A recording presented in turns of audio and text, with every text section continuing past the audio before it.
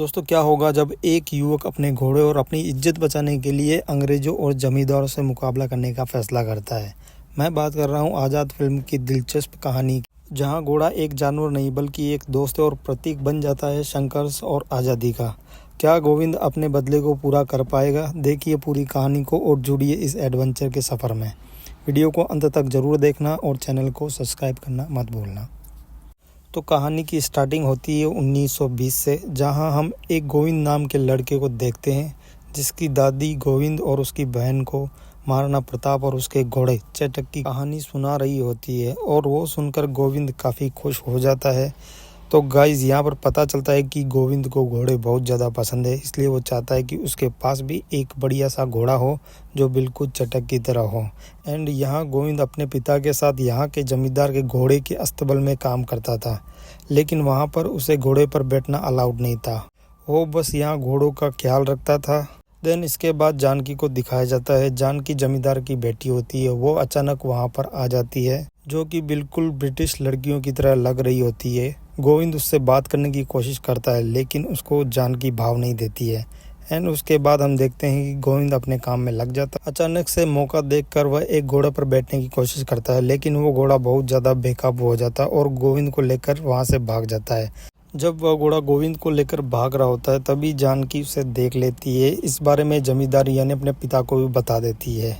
उसके बाद हम उस जमींदार को देखते हैं जो गोविंद के पिता से कहता है कि अपने बेटे को कोड़े मारे, जिसके बाद वो अपने बेटे को कोड़े मारता है। यहाँ पर जानकी अपने पिता को ऐसा करने से मना करती है, लेकिन उसके पिता किसी की बात नहीं सुनते हैं और सभी लोग मिलकर जमींदार से माफ़ी मांगते हैं। और अब यहाँ गोविंद के पिता ने जमींदार से माफ़ी मांग ली थी, इसलिए जमींदार गोविंद को छोड़ देता है। तो वहीं गोविंद काफ़ी ज़्यादा गुस्सा हो जाता है, क्योंकि उसे ऐसा लग रहा था कि जानकी ने उसकी चुगली करी थी और इसलिए अब वो डिसाइड करता है कि वो कैसे भी जानकी से बदला लेकर रहेगा। उसके बाद हमारा सीन शिफ्ट हो जाता है जमींदार के ऊपर और वो अपनी बेटी जानकी की शादी एक ब्रिटिश अफसर के साथ करना चाहता है। इसलिए वो ब्रिटिश लड़कियों की तरह रहने के लिए मजबूर करता है, ताकि ब्रिटिश अफसर का लड़का जानकी को पसंद कर ले।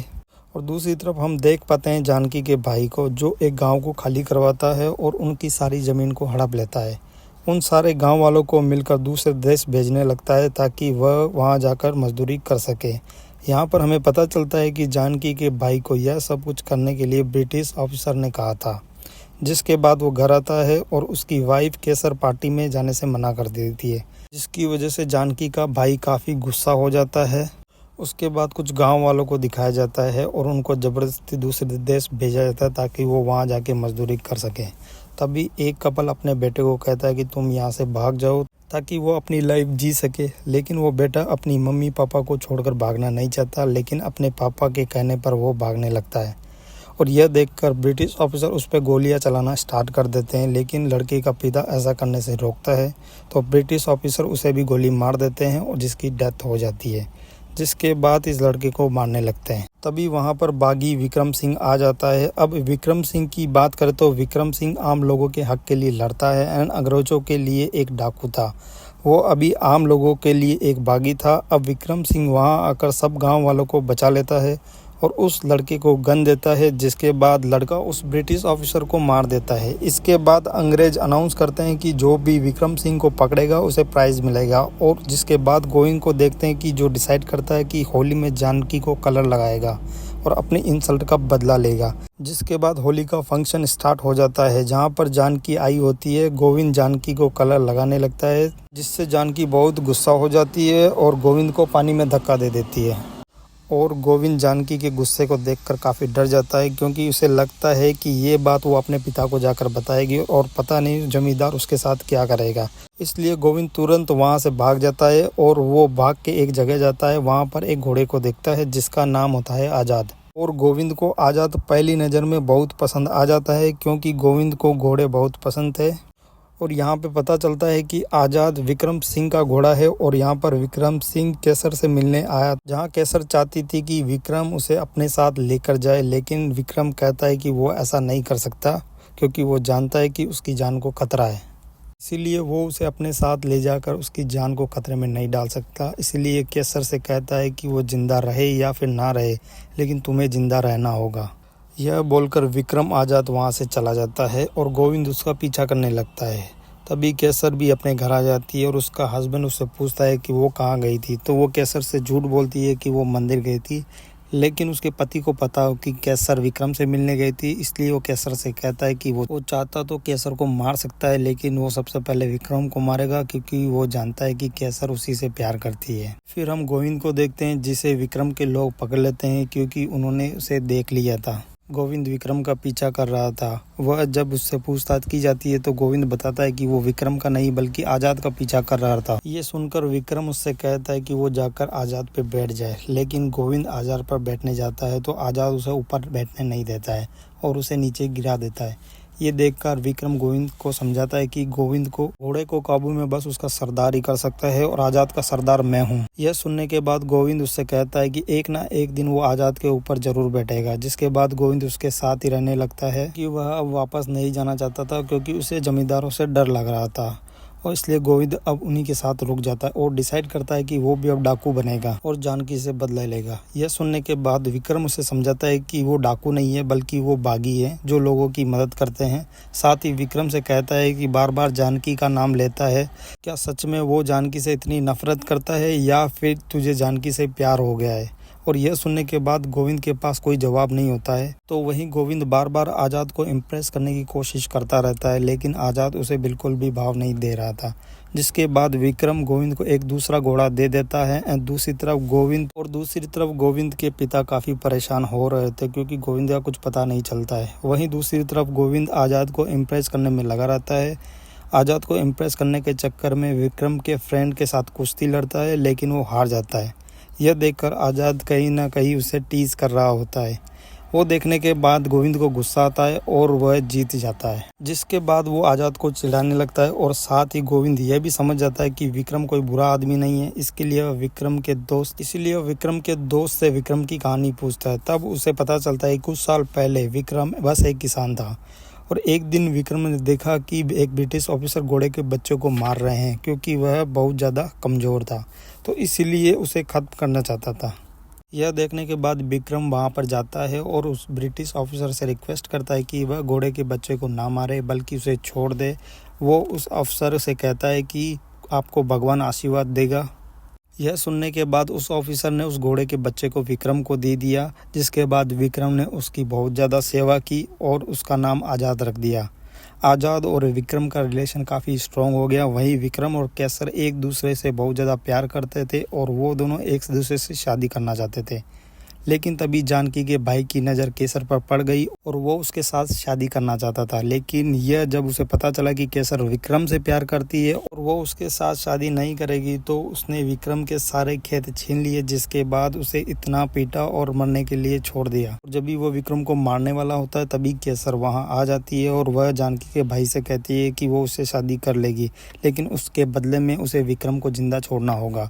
जिसके बाद उसने विक्रम को छोड़ दिया। अब विक्रम के पास बस आज़ाद ही बचा था। उसके बाद जानकी के भाई ने उनके पूरे गांव को जला दिया। जिसके बाद विक्रम ने फैसला लिया कि वह अपने गांव वालों को नहीं बचा सका, लेकिन बाकी के गांव वालों को जरूर बचाएगा और तब से वो बागी बन गया। अब ये सुन के गोविंद विक्रम से वादा करता है कि वो उसे छोड़कर कभी नहीं जाएगा। जिसके बाद विक्रम को पता चलता है कि फिर से जमींदार एक गांव को खाली करा रहे हैं। ये सुनने के बाद विक्रम अपनी पूरी टीम के साथ वहां पहुंच जाता है एंड वहां जाकर वो देखता है कि वहां पर बहुत ज़्यादा ब्रिटिश ऑफिसर्स थे और उसको पता चलता है कि विक्रम का अपना दोस्त भी उनके साथ मिला हुआ था। वो लोग विक्रम और गोविंद के ऊपर गोलियां चलाना स्टार्ट कर देते हैं। तभी विक्रम गोविंद को साथ लेकर वहां से भाग निकलता है, लेकिन गोविंद को पता नहीं था कि विक्रम को गोली लगी है। विक्रम गोविंद को पड़ोस के गांव में ले जाना चाहता था, लेकिन विक्रम कहता है कि वह जानता है उसका आखिरी समय आ चुका है, इसीलिए यहीं पर रुकना चाहिए। विक्रम गोविंद से कहता है कि वो आज़ाद का ध्यान रखे, उसे समझे और उसका सरदार बने।